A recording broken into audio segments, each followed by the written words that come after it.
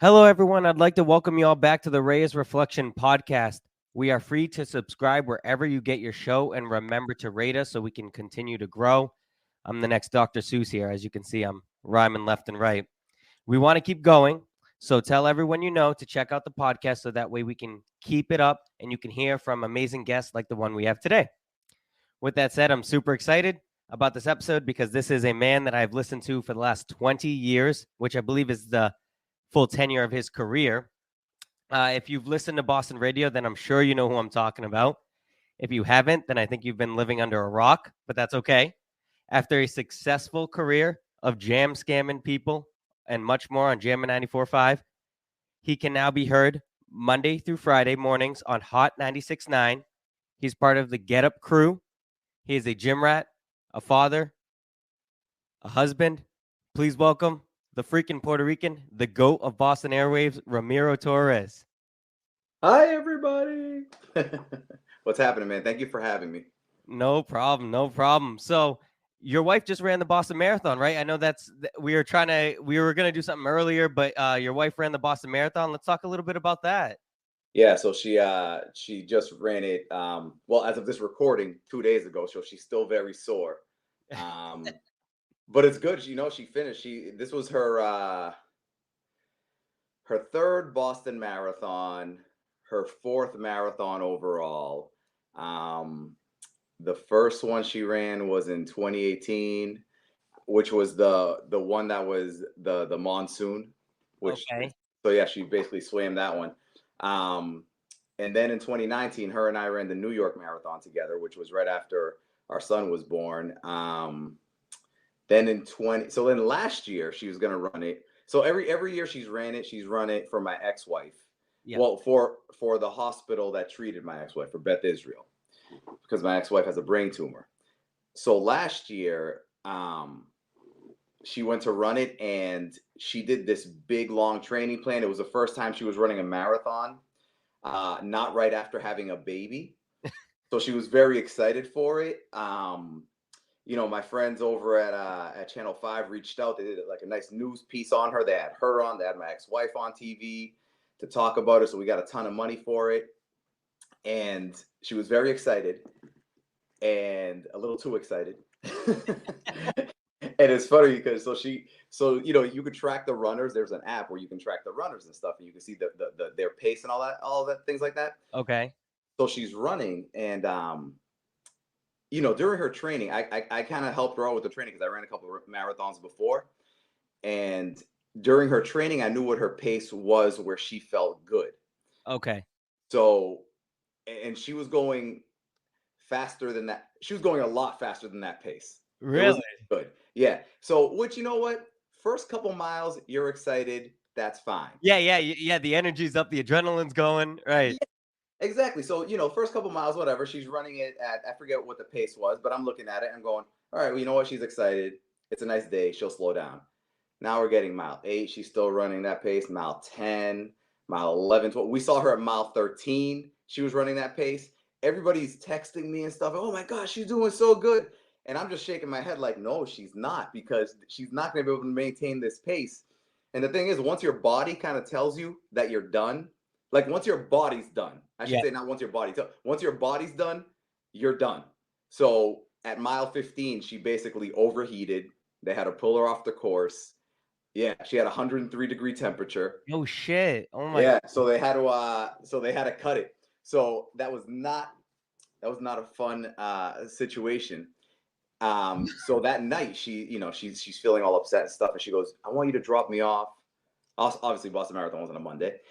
She goes, drop me off where you picked me up on Saturday so I can finish. And I was like, all right, cool. That was Monday night.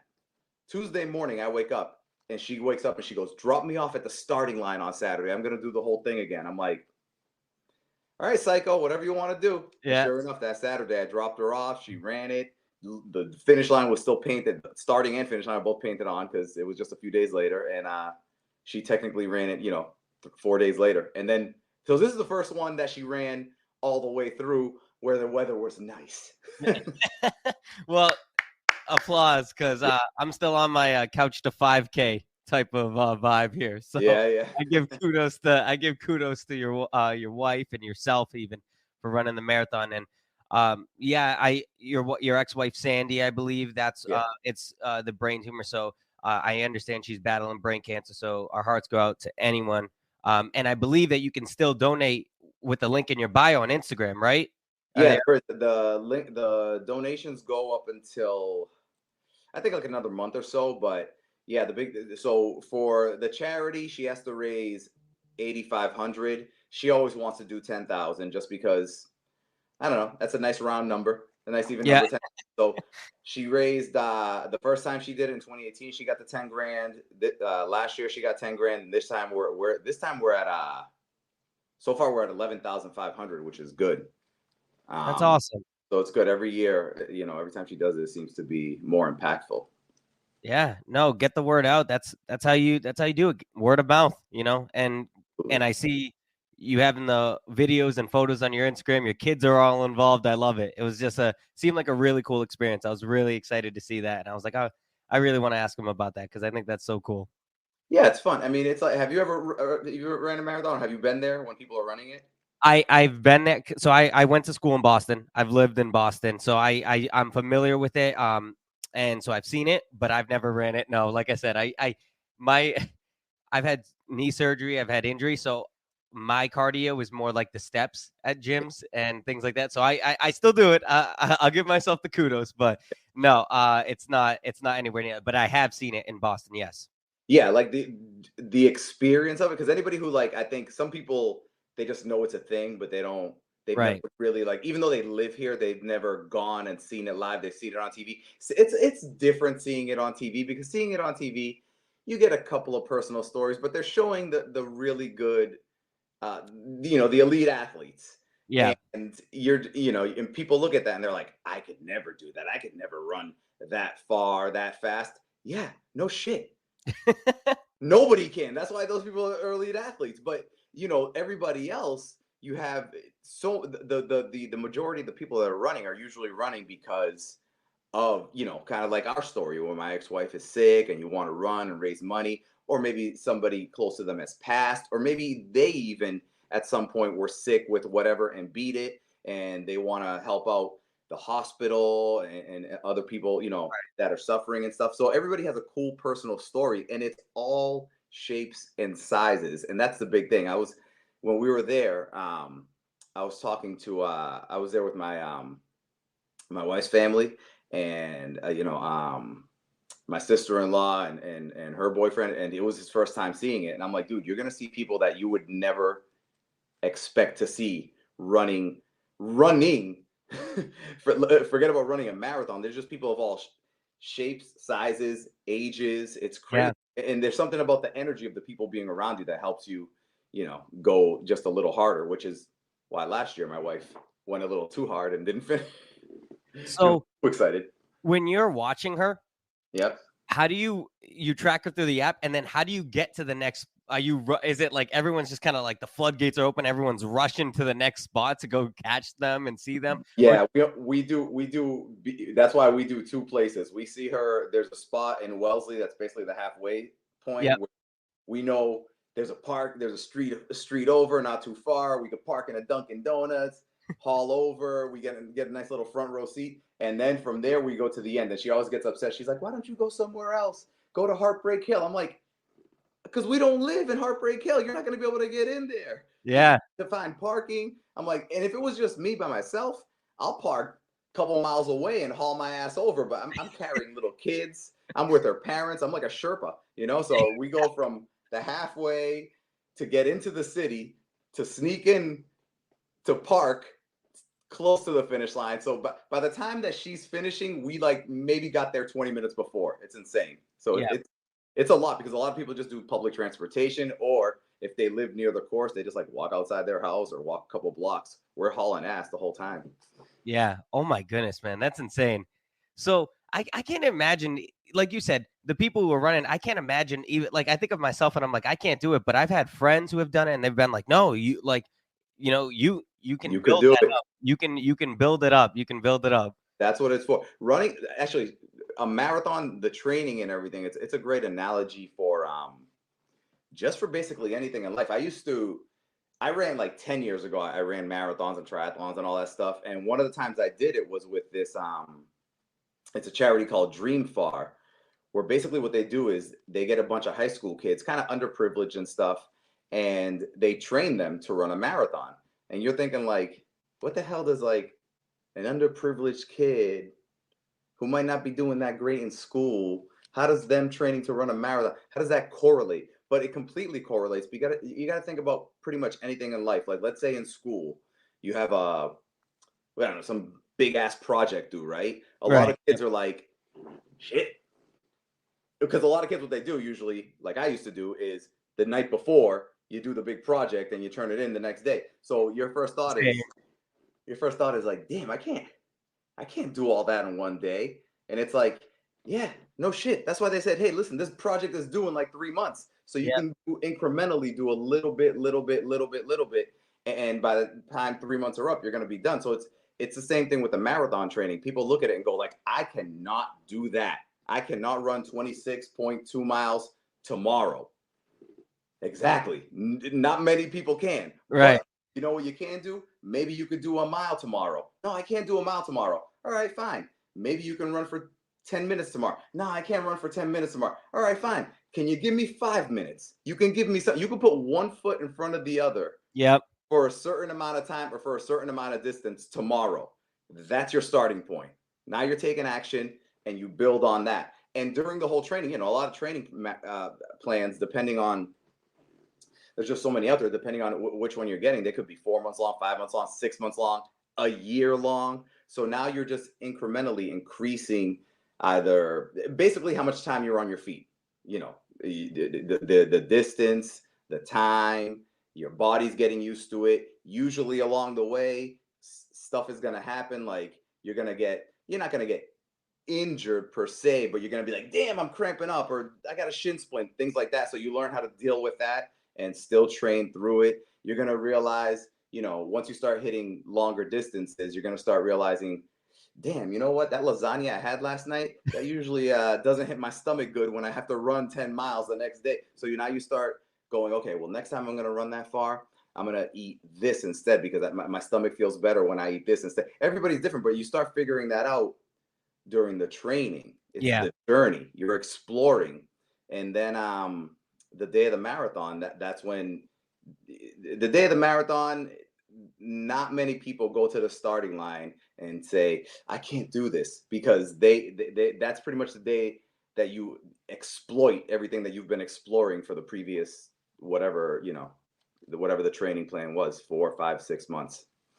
Damn, Ramiro, if this radio thing doesn't work out, you can be a motivational coach, because you have me ready to run through a wall right now. Dude, I'm trying to tell you, man. I'm trying to, and people say, you hear people say all the time, they'll say things like, oh, if I can do it, you can do it. Yeah. And you look at them and you're like, because it's cliche, like right. You think it's cliche, yeah, but it's true. If I can do it, anybody can do it. There is nothing. I try and tell this to my kids all the time. I'm like, listen, you just got to put in the work and take action. And it took me years to learn that. So I try and implant it in them now when they're younger, and hopefully it'll seep into their brains. And one day they'll be like, oh, wow, Dad was right. Yeah. Hasn't happened yet, but I mean, maybe one day. So while we're wrapping up this topic, you're very big into fitness and mixed martial arts. What caused you want to get into that? Is it just because you didn't want the dad bod, you didn't want the dad bod look type of deal? You're on radio, so people weren't going to, nowadays people know who you are, but people weren't going to see you as much. So is it, you just wanted to be a zaddy instead of the daddy type of deal? No, I first got into it because it had to do with radio, because. Oh, really? Yeah. When I first got into it, it was before, the internet was just starting. So radio people still were like, it doesn't matter what I look like. People like me because of my voice and my personality. And just even back then I was like, it's not going to be like that. People are going to, soon it's going to be people going to know what you look like too. But even regardless, even before that, I used to always want whenever people meet you, if they haven't seen what you look like, if you're on radio, this is, well, I mean, now they could just Google you, but for, earlier, in my career, it was they met you and they would say one word, but they would say it like in two different inflections. One Okay. was a good inflection and one was a not good inflection. And what they always said was when they met you, they say, "Oh." Now they could have go. Usually, it's two ways. It's "Oh," which is, "Oh, damn, okay, you're better than what I pictured in my head," or they go, "Oh."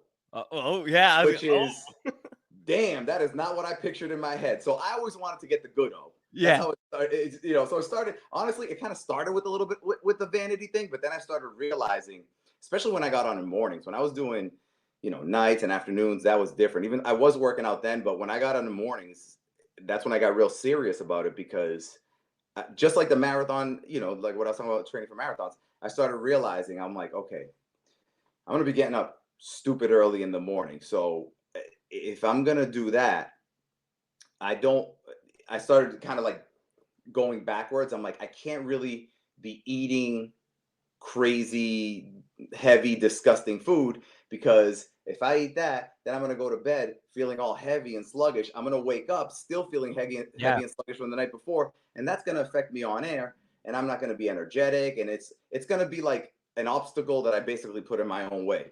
I don't want to do that. It's like a food hangover.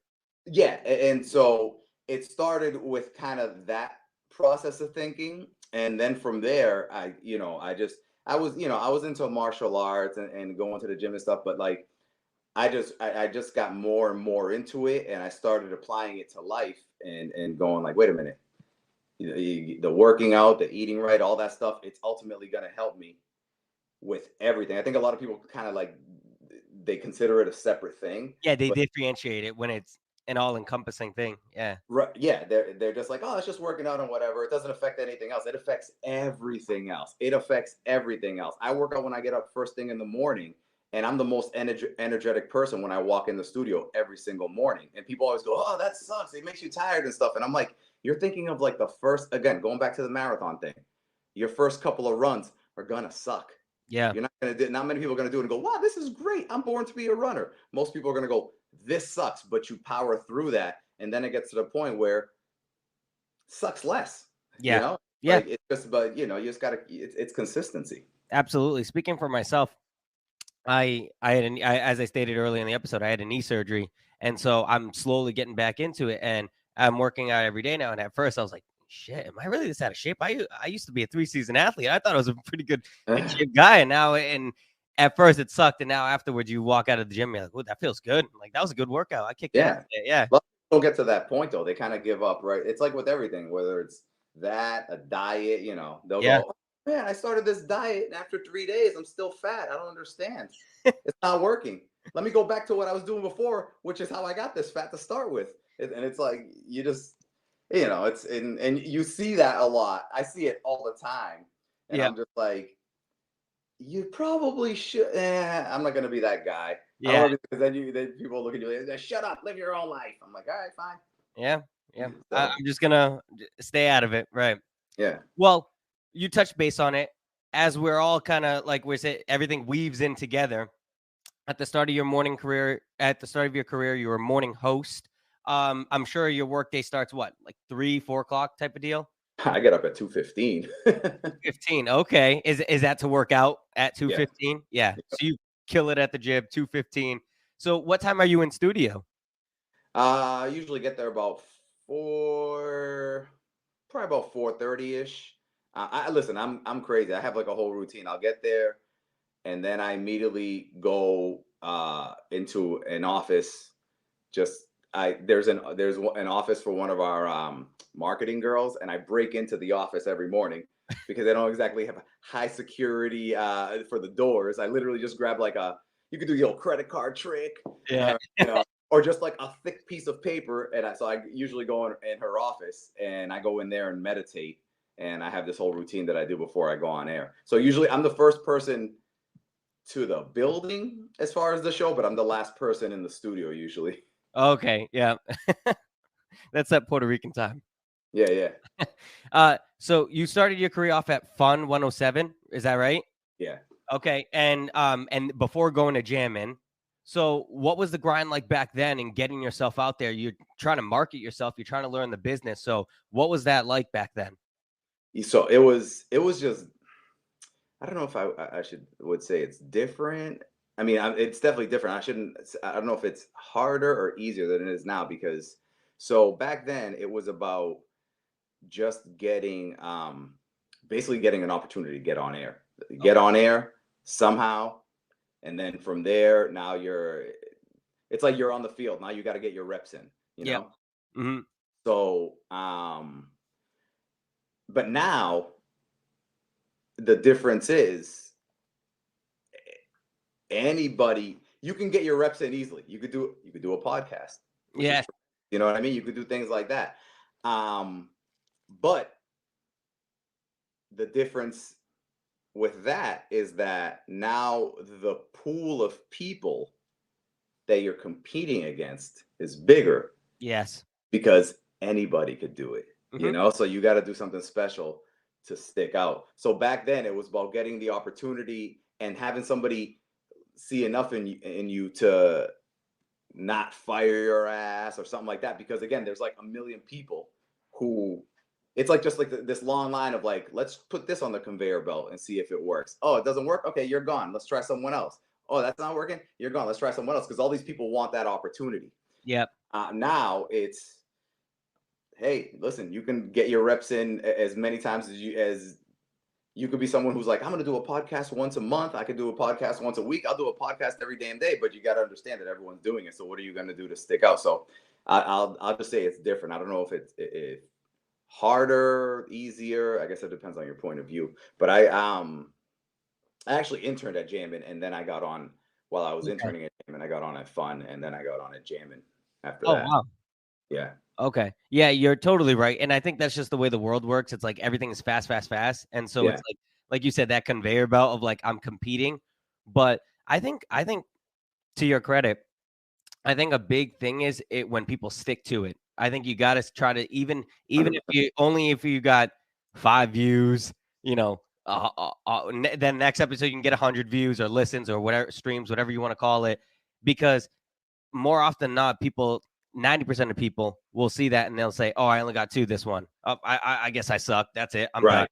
It's like, no, like Rome wasn't built in a day. I wasn't there. I don't know 100% sure, but I'm I'm gonna surmise. You can't run we'll switch it. You can't run a marathon in a day. There you go. So Yeah, and that's the thing. It's just like everything else. A lot of people, especially now, we're in an age where you can get what you want. It's YouTube. Life is YouTube. You can yes, get what you want, when you want, as many times as you want it, right now.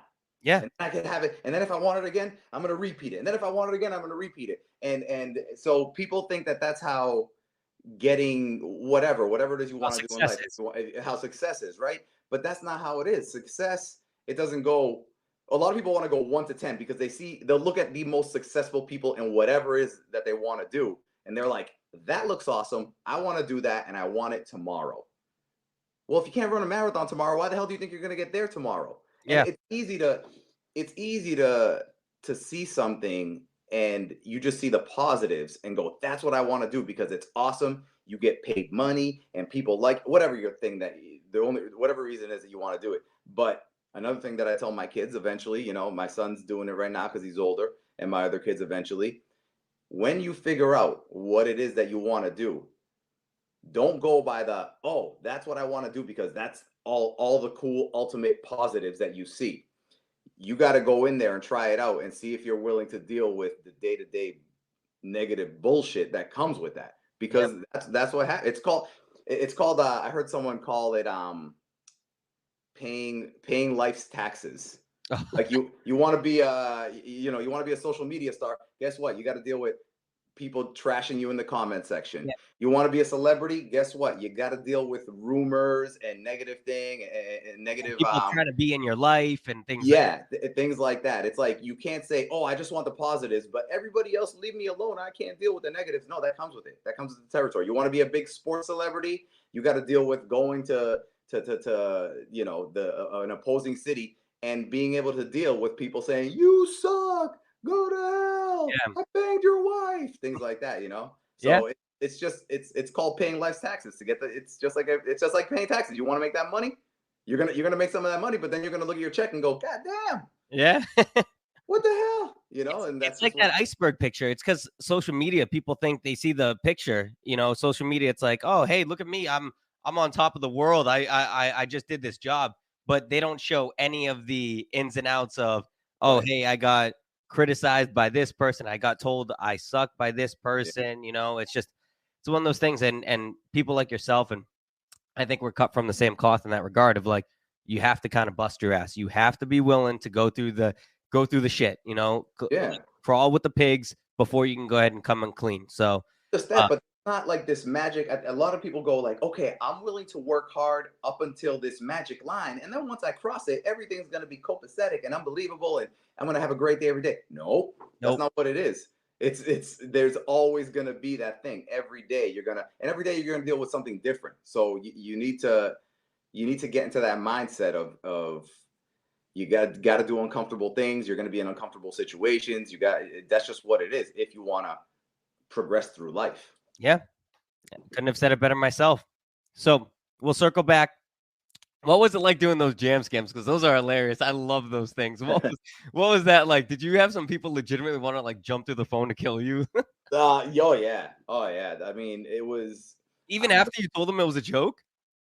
Yeah. Well, it depended on what I was calling them Yeah, about. yeah, that's true, right? Depends on They the wanted joke. to. They wanted to like. They went from like wanting to kill me to wanting to kill whoever their friend was that Yeah, told me their business and stuff. And the best ones were the ones that we couldn't air on the radio, just because those are usually the person was so embarrassed for one reason or another, and so and is it they that you have to get them to approve? you have That to get them to like, yeah, you have to get them to a degree for you to air them on the air. okay, okay, So that was another process entirely, because unfortunately, everyone thinks that their little set group of friends is everything. So they're like, everyone's gonna know who I am. I'm like, no, your idiot friends are gonna know who you are. yeah. Everybody else is just gonna laugh at the situation and forget about it and say, what's he gonna give me tomorrow? I was gonna say because you do it every day, the continuity is endless. Yeah, Yeah, like Monday through Friday, people don't. Even myself, I may laugh about it that day, but then the next day I'm like, oh, what's this one gonna be? What's right. this one gonna be? Yeah, that's It's how like I was. Yeah, yeah, it's like an episode of your favorite TV show. You're like, oh, I really enjoyed these certain episodes. These episodes were like, all right, yeah, this episode kind of sucked, but it's like you're just gonna watch again next week. You're not gonna stop and go, wow, that episode was so memorable that I'm just gonna stop watching this show and go back and watch that episode over and over and over again. yeah, yeah. There may be one that you are like, oh yeah, I really want to listen to that again, but like you said, the vast Yeah, majority of it is just like, okay, that was cool, that was funny. I may tell my coworkers about it, I may tell my friends about it, but we'll move on. Yeah, yeah, and like it's so funny because some people are so like, I'll say unintentionally narcissistic. I'm like, what do you think? Someone's gonna listen and find it funny and then go, oh, I'm gonna go find that person and stalk them and remind them of the shit they did. I'm like, no, they're in their own head, worried about getting to work or whatever. yeah. Right, their life. Right, right. Yeah, I would always It's funny when I said I legitimately grew up and off camera I said that you were like my childhood hero. That's because right before school being dropped off, I would tell my mom that we had to listen to the jam scam. I was not getting out of the car until I finished listening to you. So, and I was like, I have to. And she was like, okay. So then it just ended up becoming a routine of yeah. afterwards. So, no, I definitely appreciate that. All the laughs that you gave me. I probably shouldn't have heard it as like an 8, 9-year-old, but that's okay. Yeah, It, as the years went on, I came to learn that a lot of people, their bonding moments with their kids was listening to that, and I'm like, what the hell kind of parent are you? Don't let them listen to that. yeah, right, right. That's for you. My mom's a huge fan of you, by the way. So, mom, that's to you. No, I'm going. Hi, mom. So, your career really took off in the mid 2000, right? 2005. So successful start. What caused your departure from jamming? Because you ended up leaving, and I remember all of a sudden you just weren't there. And as you stated, internet wasn't really what it was to this day. Now you can Google anything, you can find anything. Yeah, But I think at the time it was one of those things where it was such a new coming type of deal that I like all of a sudden I was like, oh, he's not on the radio. He's not on jamming anymore.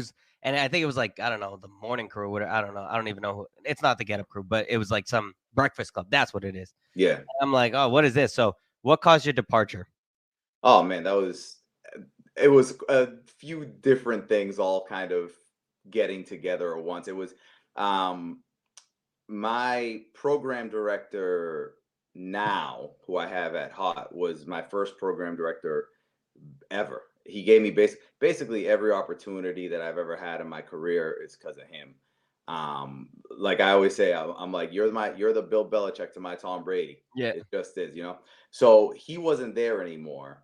He was Okay. working in New York. We had another program director come in, and he and I, we just let's just say our styles didn't mesh. I mean, Been there. yeah, it was, I'm putting it nicely, and I've learned a lot since then, but at the time we would get into heated arguments, but I've come to learn more. It's not necessarily at the time I used to be like, you don't know what you're doing, you suck. It wasn't that. It was just that we just had different style. I used to call him a college coach, and my he'd be like, what do you mean by that? Because you could say a college coach to somebody and they're like, wow, that's like a compliment.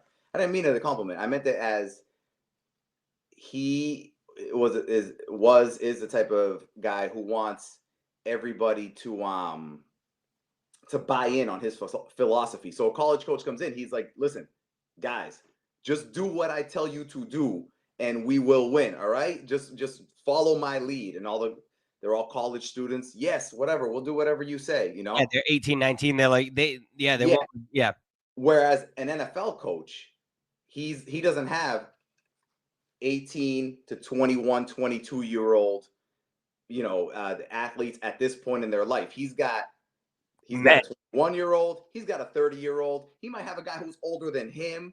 Some of them are married. Some are divorced. Some, everybody is an individual. And at that point, a good NFL coach treats them like individuals. He knows some people are motivated by positivity. He knows some people are motivated by, hey, listen, if you don't hustle, we're going to cut your ass by being a little scared. Some people are motivated by, hey, that guy over there, the new guy we just signed, he's pretty good. What are you going to do to keep your job? Everyone's motivated in a different way. And that's how a good NFL coach works. He knows what motivates each player individually, and he targets that. And that's the way I used to talk to my old program director. I said, listen, I know you're trying to get me to think a certain way, the way you think. I'm an individual. I think differently. I'm somebody who likes to know. Like if you say, this is what we're going to do, I'm like, cool. Why are we going to do that?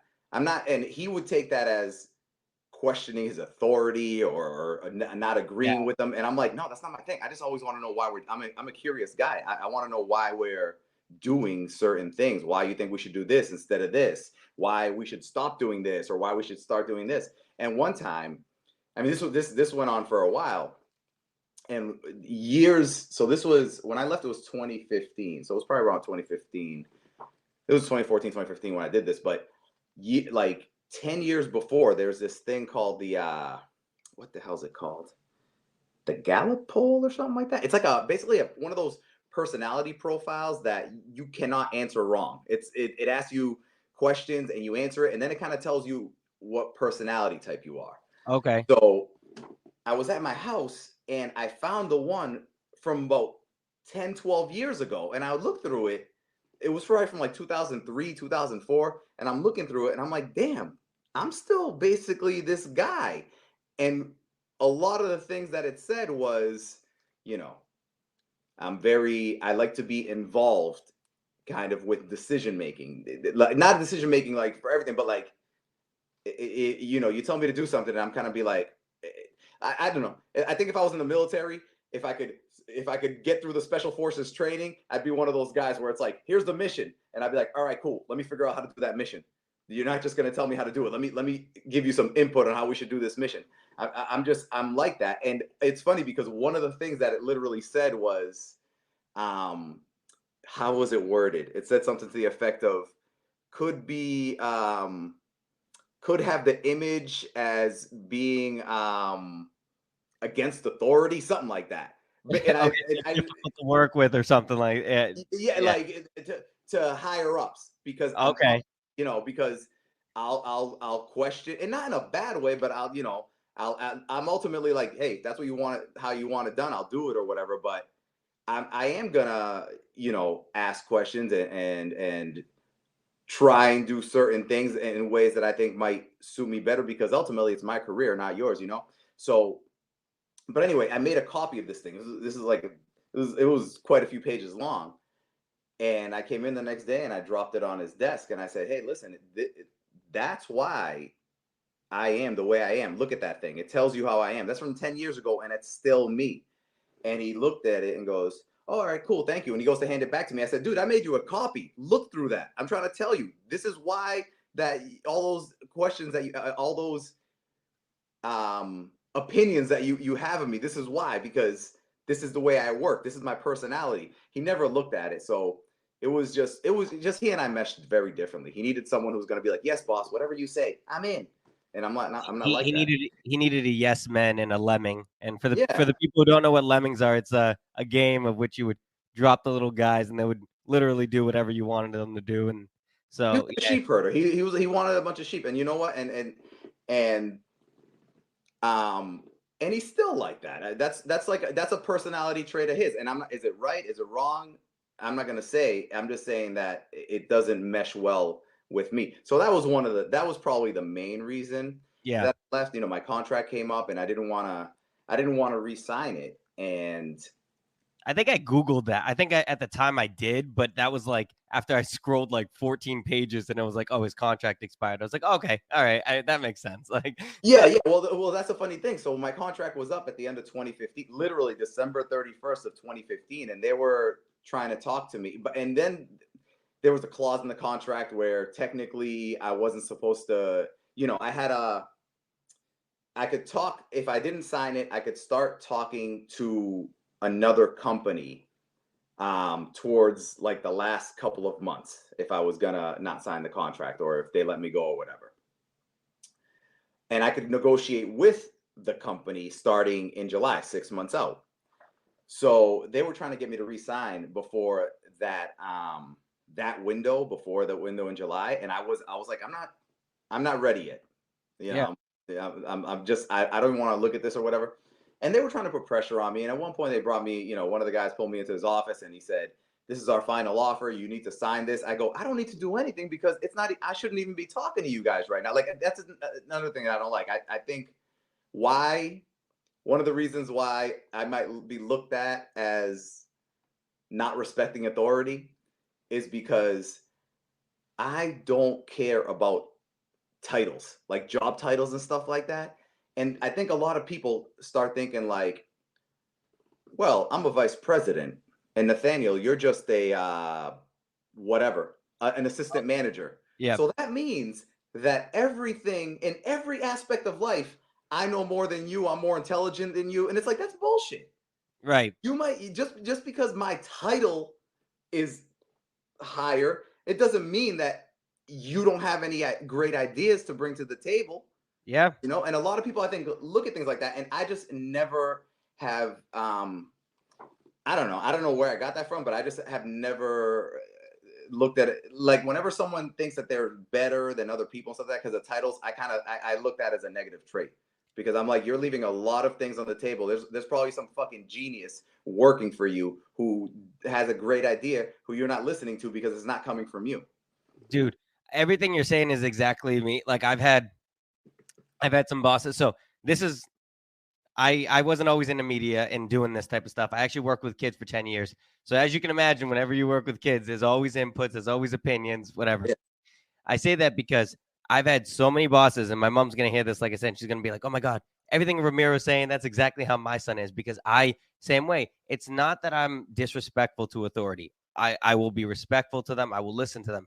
But there is that level of respect towards me as the worker, as the talent. In your case, as the talent, there's got to be some level of respect. And I do.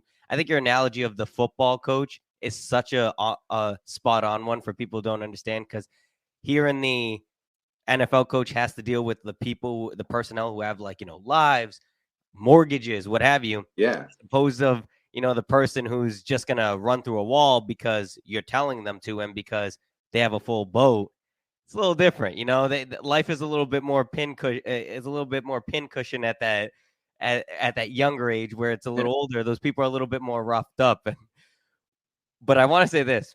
I think it's kind of cool that you have a contract. Like, I feel like I'd be pretty badass if I could be like, no, I'm not signing this contract. No, you. Like, Yeah, well, no, the funny thing is like, at that point, I was, you hear stories all the time of people saying things like, oh, I was burnt out or this and that. And they'll yeah, leave like, they'll turn down a good job or this. And I would hear stories like that. And I'm like, were you fucking insane? Who cares? They're paying you this much money, whatever, just suck it up and do it.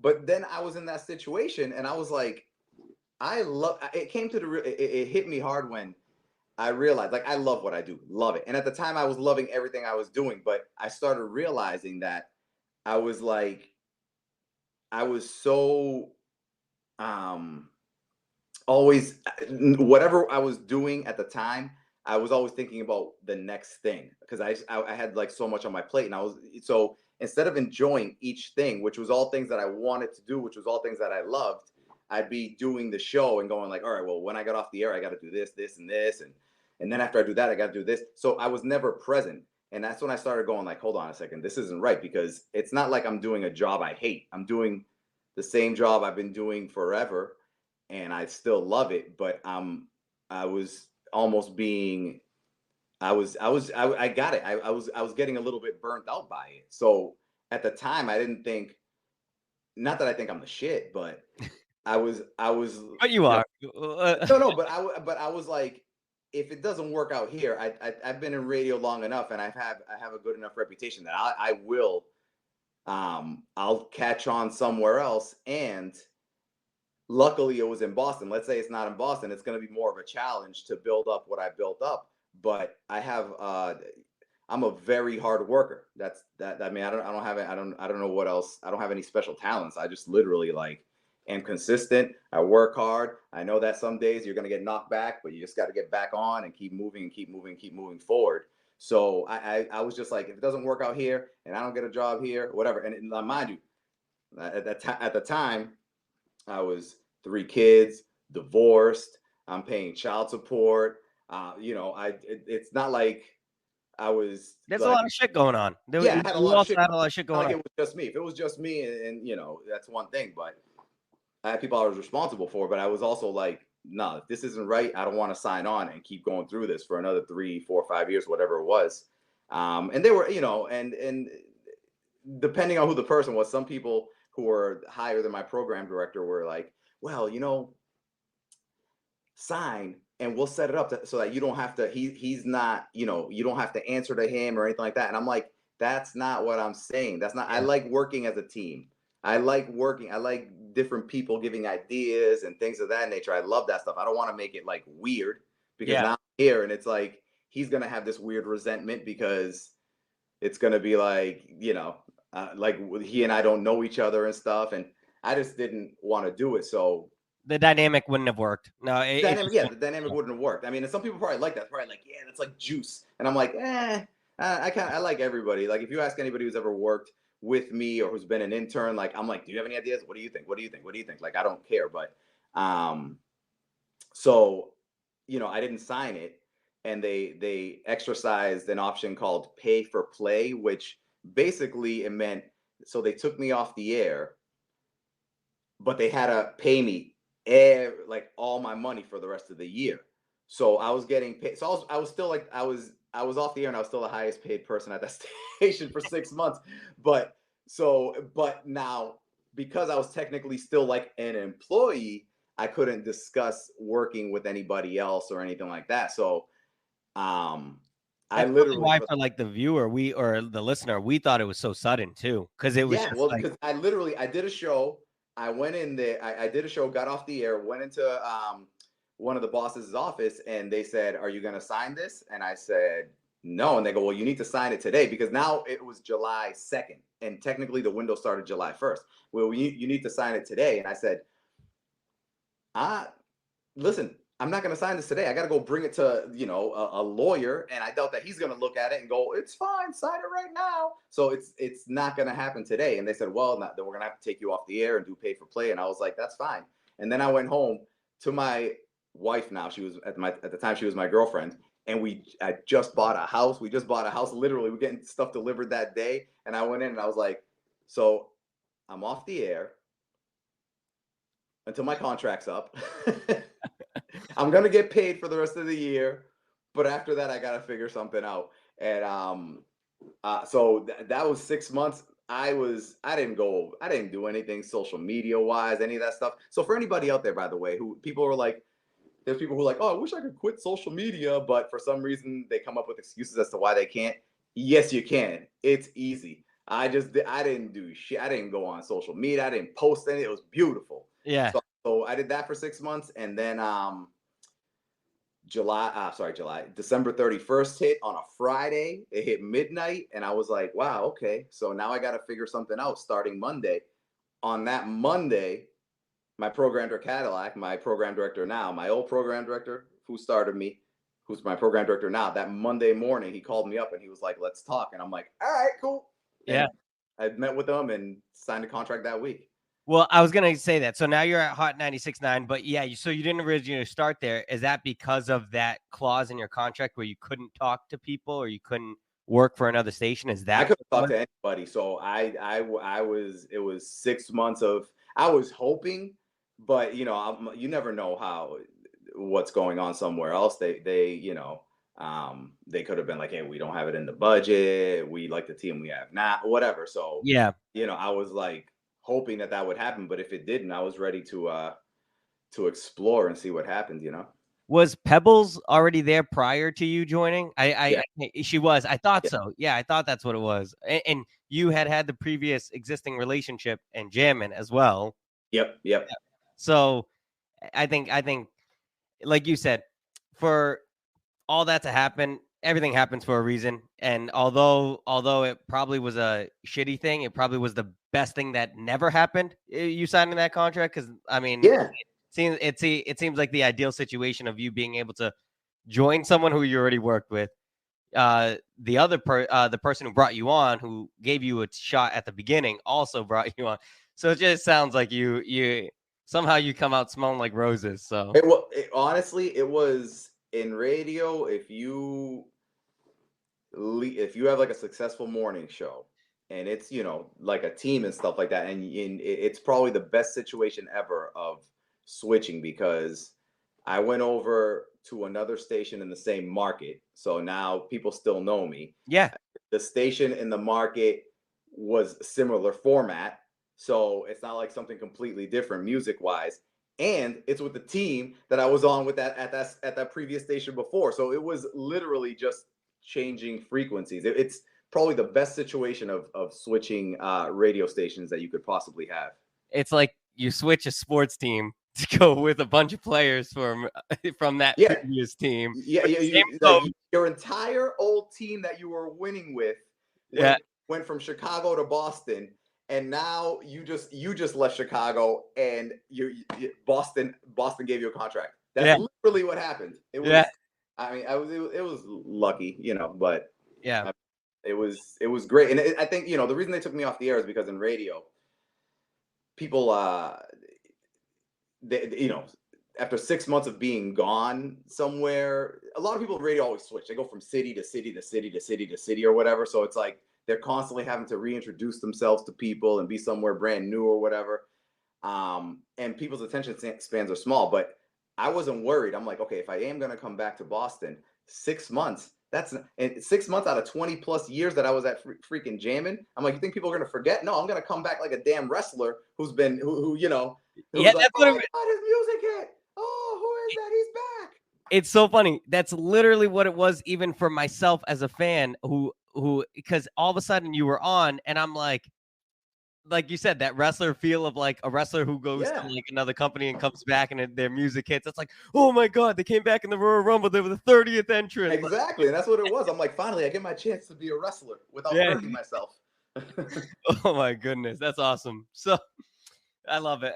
I'm happy for you, man. Cause we love to hear you. We're glad that you're on, and like it was the most ideal situation. So Oh, thank you very much. I love it's something that I love doing when I started, and I still love doing it now. And it's just funny because I've been on for so long that I forget what I talk about sometimes, and I'm very open book with stuff about my life. yeah, And so I've been on long enough that people have like grown up with me to the point where it's like, so yeah, and, yeah, and like they're going through stuff in life, and and I'm going through stuff in life, and I'm talking about it on air. So people will come to me and they're like, like you can say the latest thing, my wife running the marathon for my ex-wife. They're like, damn, I remember when you just got married to your ex-wife and you had your kids and all that stuff. And it's I'll meet people who've been listening. I can tell how long someone's been listening, like 30 seconds into a conversation with them, because they'll talk about something from like a long time ago, or they'll talk about something from recently, or they'll talk about something from like throughout the like a sprinkle in all different stuff throughout the years. And I'm like, holy crap. yeah, because you had 2 kids with your first wife, right? I had a son before I even got in mornings. I had a son when I was doing nights. Okay. Yeah, I wasn't married though. I had a son. It was a girl I was dating. So then I got married, and I had my 2 daughters with my ex-wife, and I got divorced, and then I got remarried, and I had a son and a daughter. You're the 2 little ones. Yeah. No. Yep. Let's circle back. So now you do the second date updates, which are hilarious. I have the podcast. I listen to it at the gym. I'll be honest, because sometimes when I'm at the gym and I'm like, oh shit, I don't want to look at the time. I got to think of something to just, pass the time, make it a little fun, exciting. So one of my favorite thing about that you do on that show, and like I said, I feel like we're similar people because I do this in real life. I love your instigation because you know that these people are gonna say no, but you're over there going, trying Oh to yeah. find the silver lining. I think we can make this work, and it's like there's no way in hell that there's a snowball chance in hell that this is gonna work out. I like to get into people's no matter what somebody's thinking. I always like to go like, let me see if I could get into their head and understand what their intention was for whatever it is. It might Yeah, not have come out the way they wanted to, but so I'll be like, hey, listen, what his intention was this. Yes, it came out weird, whatever. Yes, he had sex with your mom, but he didn't mean to. there was one that I heard at the gym, and the woman at the treadmill next to me probably thought I was crazy because I was laughing because it was one where the guy had sex with with her grandma or something like Yeah, that, yeah, yeah. and she was like, "You had sex with my grandma," and you were like, and you were like, "Well, you never know, you never know," Yeah. and like It you was said, once. there's Maybe it was no your grandmother's fault. Who knows? Maybe your grandmother yeah, came on to him. What's he gonna do?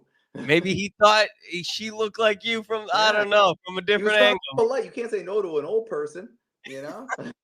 I love no, I do, and then I love how like Melissa and Pebbles are like, no, no, they're telling you no before you even say it, and you're like, I gotta ask, how does it feel I when love they? hearing, I love hearing how people say no. No one just says no, thank you. They're always like, "Fuck you." Yeah, right, right. They're like, no, no, no chance, no chance. You have someone else? Yeah. Yeah. Um, how is it when they finally say yes? Like, is it really like when they're like, fine, we'll do Shocking. it?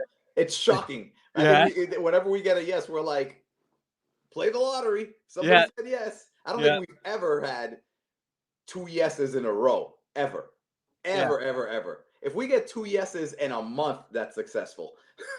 yeah. Oh No my! one ever said when they say yes. I'm like, really?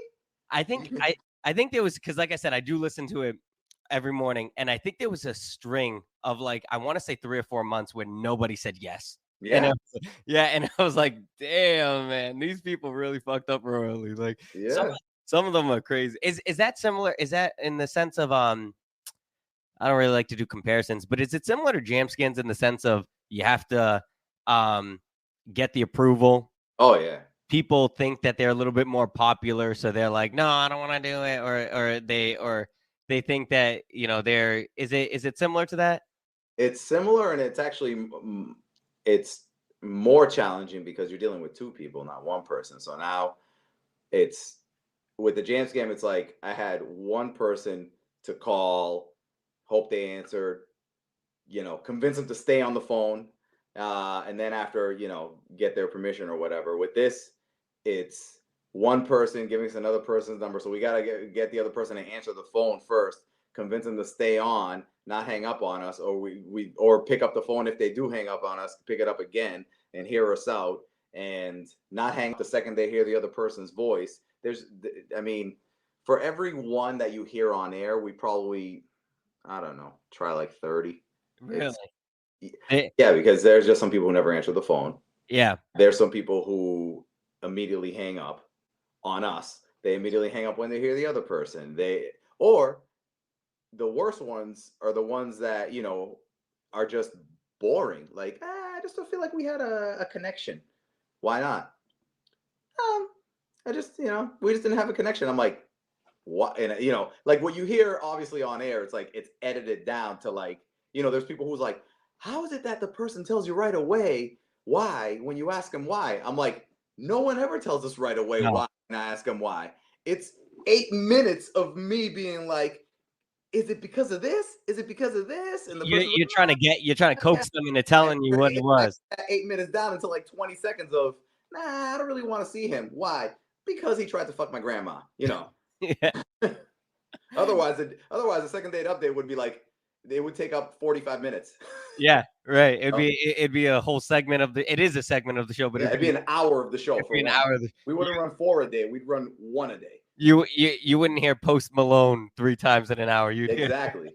We wouldn't have time for your favorite song over and over and over again.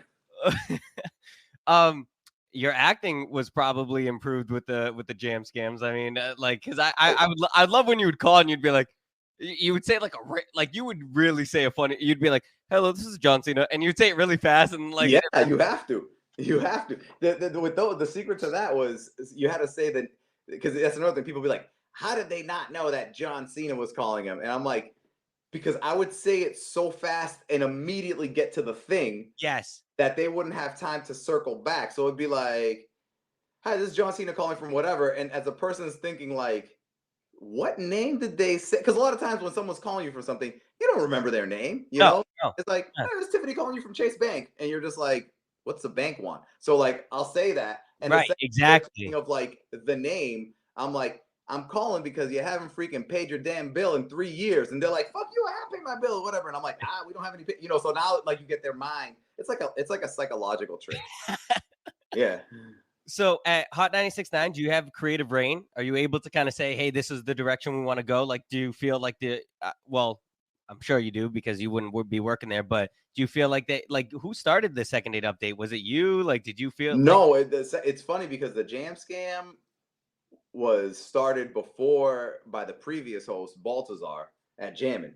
Oh, really? Yeah, he started it. I took it and I made it better. Yeah, you did. You did. I said, thank you. And I ran that motherfucker to the end zone. And then second date update, it wasn't, I don't know. I think they started before I got there. Okay. I don't know with who, but yeah, they started before I got there. And then, yeah, I just got there and kept going with it. I like doing stuff like that. It's fun. Yeah. Yeah. When it works. Right. The finish line is fun. Yeah, exactly.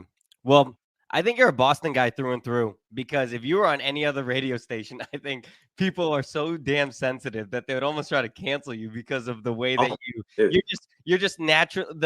You're just your nature and your facetiousness, and which I appreciate. I'm the same way. So it's like, I definitely feel like because of like your over the top attitude that people would be like, nah, fuck this guy. Get him off the radio. Get him off the radio. 100%. If I went to start in a brand new city, I would have to tone it down like 10 million %, because now it's like I've been on for so long, and not just me, but we've been on, me, Pebbles, and Melissa have been on for so long that people, people listen and they're like, whether it's they agree with me or they don't, they're gonna pick their favorite. They have their favorite, and they kind of tolerate the others' opinions and what they say because of the dynamic. Just like it's just like, your friends. Yeah. You're not gonna. You have your friends who are like a little bit more, your intelligent friends. You have your friends who you like to mess around with and have fun. You have your friends who kind of snap off every now and then, but you're like, you know what? We grew up together. Yeah. So who, like I always say, I have cousins who I grew up with my entire life. I have like a lot of cousins around my age, and I'll always joke with some of them and be like, I wonder if we met each other as adults, if we'd be friends. I'm like, because we know all our bullshit. Yeah. Like, grew up with it, so it's like you get used to it, and that's how it is with people listening to me on the radio. It's like they grew up, so that it's kind of like a lot of stuff that I say, they're like, it's just Ramiro being Ramiro. Whereas if I just walked in a room full of strangers and did that, they'd be like, who the hell are you? So it's like you have to build that up. Yeah. Yeah, you have to build it up. And even now, there's some things that probably, yeah, like you said, other people might get canceled for that I'll say, and they're like, well, we know that he doesn't mean it. It's just Ramiro. Well, yeah, because I don't say anything, and I've always said it to people. I'm like, if somebody asks me why'd you say that about this or whatever, and I'm like, listen, I've never in my life have said anything in like a malicious, just to be mean way. No. Everything I do is to do it in some sort of funny, fun, look at it from this side sort of way. Is it always going to hit? No, it's not science. Yeah. Sometimes you're going to get up and swing and miss every now and then. So sorry, that one swung and missed. Yeah, but that's messed up because fill in the blank. No, that's messed up. Ultimately, when people get upset about something, it's because it's like a personal hot button to them. Yes, it's personalized to them, so they're sensitive to the matter. Right. Yesterday, I was joking about this, which if somebody looked at it objectively, what I was talking about yesterday is way meaner than what I said today. But because you don't take that personal, you were laughing at it. Yeah. But because you're connected to this somehow, all of a sudden it's mean. And that's usually what it is, Yeah, that's usually, I mean, take the Will Smith situation. I mean, like, it's just like, it's just certain people, like you said, like I find myself, I'm in that way. I'm very flippant. So it's like, I like to make light of situations. Yeah. Obviously, and you seem the same way. We know our lines. We're not going to like mock people who are like suffering from cancer or something like that. But we like to kind of just be goofy, lighten the mood, because, it's kind of upsetting to talk about some heavy stuff. But right. Yeah, there's a time and place. Yeah. But I'm the same way with you. I think if you were ever to go to like a different radio station, people they wouldn't give me a chance. They'd be like, F you, get off the, well, I'd go on a different radio station. I'd be like, hi everybody, my name's Ramiro, I'm a dad. Yeah.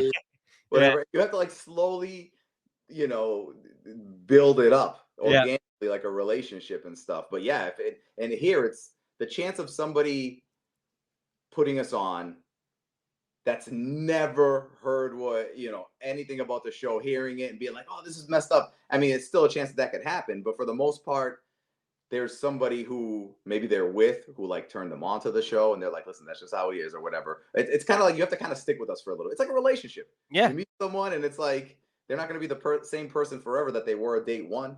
Yeah. Right. So. Exactly. So I want to talk about the time where you were not only a radio host, but you were a detective. I want to talk about the package of weed that you. I love the video. So what was your involvement in that? Because I love the video where you're like, if I see someone looking sweaty, if I see someone looking nervous, I'm questioning that. Man, I wasn't even the one that I walked in. They just happened to, I was the guy that they put on the news. Okay. Because I was joking about it. Yes.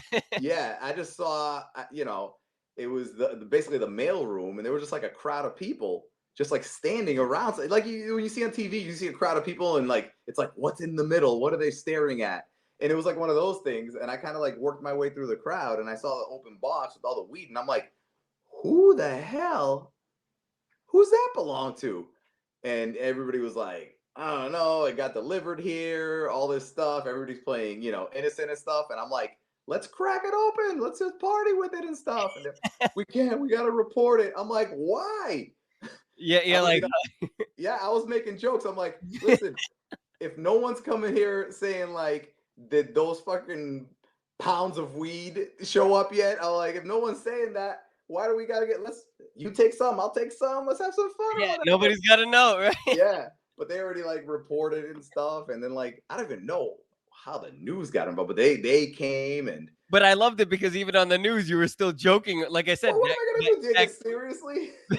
That clip of you saying, "If I see any of my coworkers sweating," and then I think you said, "This guy doesn't even work in this room here, and he's over here." So it's got to be funny because when I was on the news, I remember I told my kids they love that show, The Office. Oh, I love that shit. Yeah. Yeah, and there was remember the guy Creed? Yes. So Yes. there was wait, there was something, what the hell was my line? It was what, I forget what it was. He like named a specific weed. He was like, Oh, the Northern Lights cannabis. Yes, and you yeah, did yeah, yeah. that So it was Dwight was like, "Do you know what this is?" And he's like, "Yeah, when he that's found fine." when He Dwight knows found the joint. specifically. Yeah, and Dwight goes, "No, it's marijuana." So when when I went, when they were talking to me on the news about it, because some of the news people were like doing it lighthearted, but some of them came and they were so serious, like I was talking about a damn car crash or something. Yeah. And they were like, "Can you tell us your side of the story?" So like I started like joking with them back, like with their energy, and I was like, yeah, I mean, I saw it and I wasn't sure what it was, but I'm pretty sure that it was Northern Lights cannabis. And, like that, and that line, I did that specifically for my Yes. kids because I knew that they would recognize the scene. But yeah, it was, I just happened to be the guy they put on the news because if they put like somebody in the office, it wouldn't be as exciting. And the news, it's funny you say that because you know how you said Dwight said, no, it's marijuana. Yeah. The news then said, otherwise known as weed. Yeah. So I was like, it was just like joking around. It's like we found a ton of weed that got delivered, and whoever was supposed to get it didn't pick it up, and now they're probably sweating bullets because all their weed's gone. Did you ever like figure that out or anything, or was it just like you reported it and that was it? There was a rumor that there was one of the office people who had it, who accidentally it was sent to them or something like that. I don't know. I think that was their side of the story. They went on vacation and somebody was like, "Oh, I'll send it to you," and they thought they were joking, but they sent it to work. I don't know. I don't know. So you haven't gotten down to the bottom of it. No, it was either that or they were gonna send them like a little bit to work, and they ended up sending them a box. Oh my goodness, Yeah, man. it was probably one of those situations where we're sitting down telling 9 different stories, and they were just like, "Which one of these are you gonna believe?" Yeah, it's like a real life game of telephone of like, hey, how did this happen? How did this happen? Yeah. Oh my goodness, that's funny. Too funny. The last thing I want to ask you is this: what's it with you crying with Disney movies and dog movies? Dude, Is that? I'm only saying it. I'm totally joking. I'm the same way because it's funny. I said this to my brother the other day. I love horror movies. I don't know where your take on it is, but I love horror movies. Yeah. But all of a sudden I see them go, you know how like Michael Myers, right? Or whoever turns towards the dog and the camera pans into the dog. Yeah. I'm in my head, I'm like, don't you fucking touch that dog. Like here I am watching a movie of this guy slashing humans, but as soon as I think of the dog, I'm like, nope. So no, I don't know what it is. I cried like a baby to A Dog's Purpose. Absolutely. Oh man, how could you see? For me, it was there's specific scenes in movies that usually aren't like the main crying scene, I guess. Like, But it breaks you.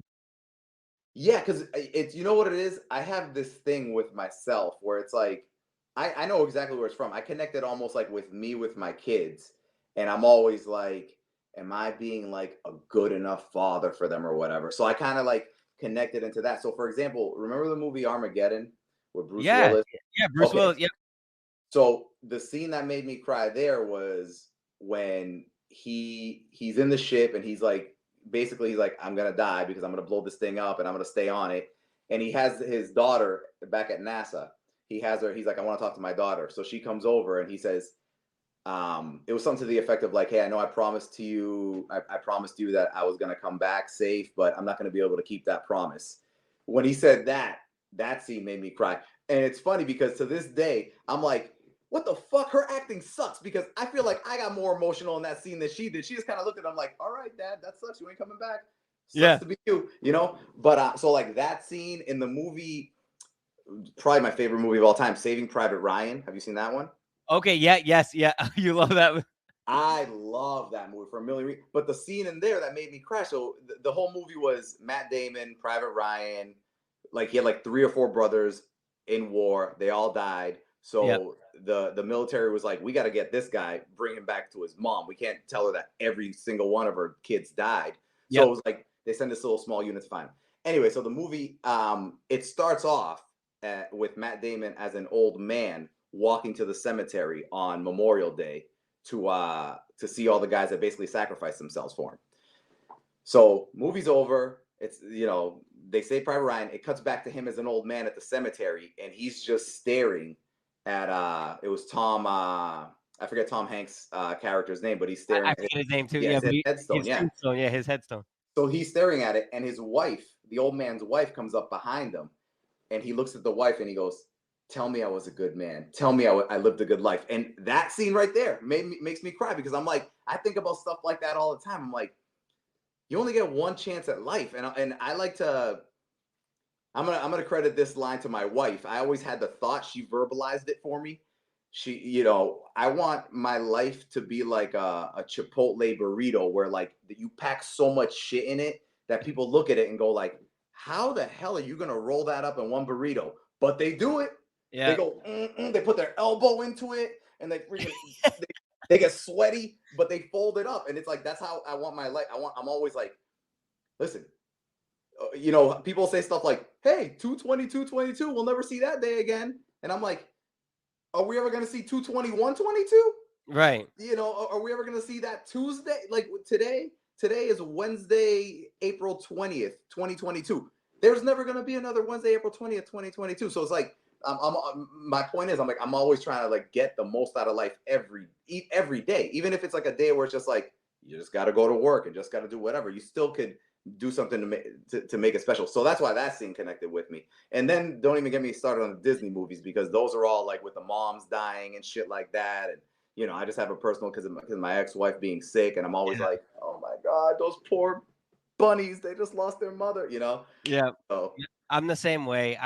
I still, Lion King was my favorite movie. Have a tattoo of it. I still get a little choked up when I see, him go, Dad, when Mufasa. Oh yeah. I'm like, okay. And then I, do the, and the Notebook when they're old. Dude, that my line with that is when she asked him how long did I have last, how long was it last time, and he said something like it was 5 minutes. That everyone loves that movie because of the connection between whatever, the young, when they're young. Yeah. Like, no, I'm old. Yeah, I'm like, I could give a rat's ass when they were young. They're stupid and always fighting. I'm like, it's when they were old. This old man sacrificed everything to be with this woman and try and bring her back. He's doing everything he can to bring her back for 5 minutes a day. If he's lucky. I'm like, think of it, like, sometimes I think about it too. And the funny thing about it, all these movies is, well, not the Notebook and those, but like the Disney stuff. It's like a lot of times, like, it connected with people because they were like, I was a kid and it was at that stage in my life. Like certain songs connect with you because of a certain age or a certain thing you're going through. Right. I'm an adult and I'm seeing this shit and I'm still like, yeah, I do the same thing. I'm like, okay, all right, yeah, I'm the same way. Same thing with the Notebook. To me, I'm like, I'm not really into it when she's like slapping him and all that stuff. I don't care about that. I'm like, you're just being young and dumb. That's how all couples are. They fight over stupid shit. It's like, that doesn't make me cry. Yeah, no.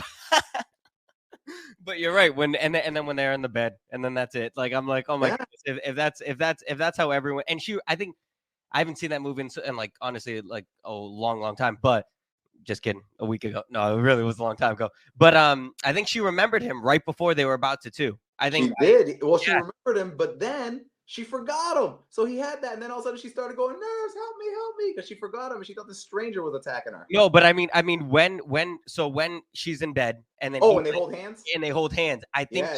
I think, and then in my world, that she remembered him. They held hands, remembering each other. They did that's and they crossed over to the next life, remembering each other. No, I agree. Yeah, I agree. No.